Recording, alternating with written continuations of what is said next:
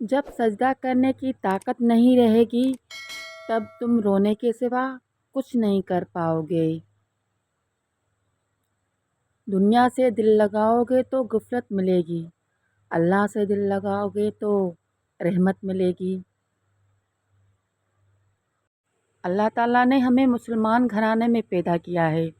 خدا کی قسم قیامت تک سجدہ کریں تو اس شکر کا ادا نہیں ہو سکتا۔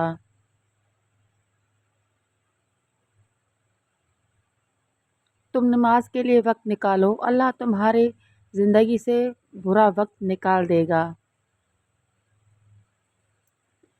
جب نماز پڑھنے کا دل نہ کرے نا تو بے شک خالی حاضری لگانے کے لیے ہی بھی جایا کرو اور اسے بتایا کرو دل نہیں، تھکا ہوا جسم ہے، مگر تیری محبت میں آگے آ گئے ہیں میرے اللہ۔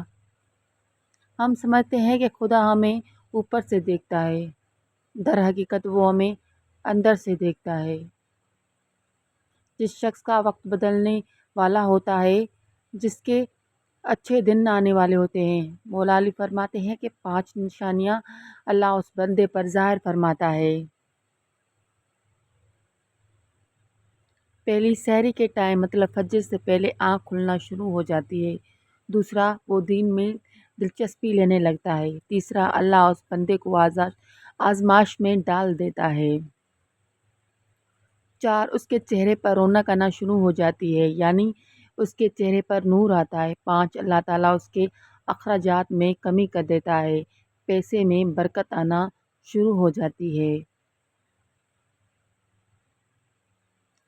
اگر ویڈیو اچھی لگے تو لائک، شیئر، سبسکرائب مائی یوٹیوب چینل اور بیل آئیکن دبانا مت بھولیے گا تاکہ میری ویڈیوز کی نوٹیفیکیشن آپ سب کو ملتی رہے۔ شکریہ۔